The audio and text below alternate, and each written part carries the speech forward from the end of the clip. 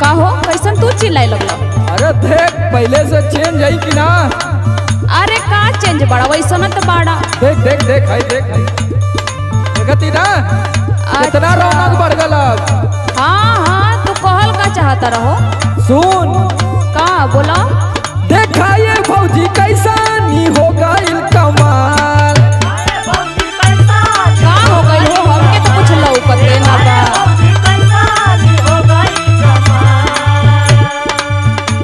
मैं हर के घर में औते मोर फूल लागल गाय। अच्छा ये बात है।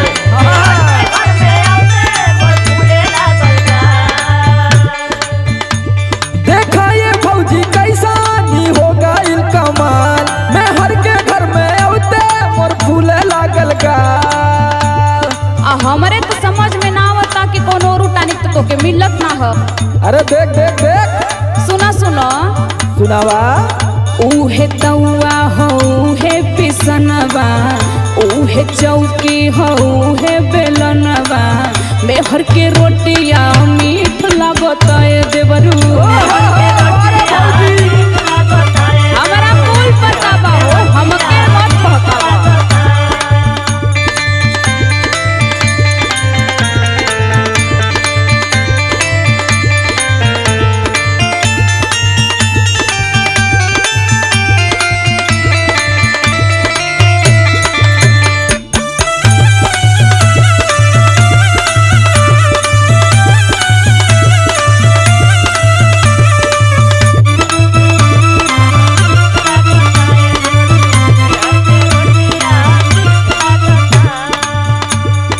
देख एक के तू रखत रहली हाँ आ एक के ऊ रखत हिय। पहले कैसा रहल बताओ ती सुन ले। हाँ हाँ बतावा बतावा। भर घर फुहर आस छीटल रहे राखी।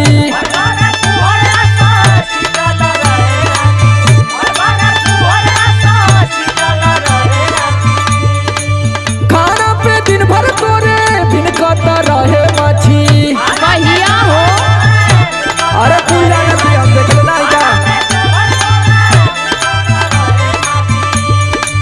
भर घर फुहर आस छीटल रहे राखी। खाना पे दिन भर तोरे भिनकत रहे मछी।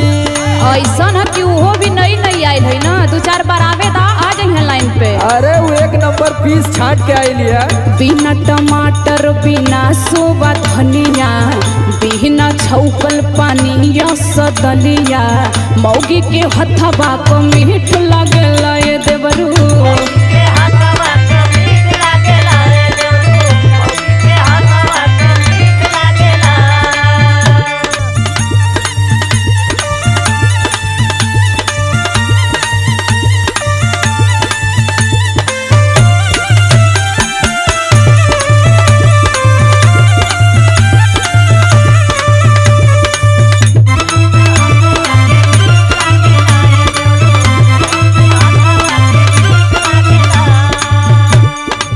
अरे भौजी का हो?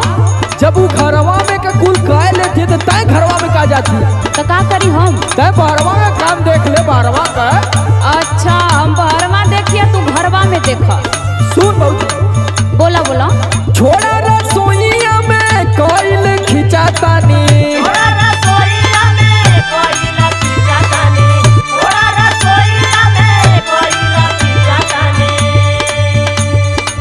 बहरे निकल के भौजी करायब गोबर पानी।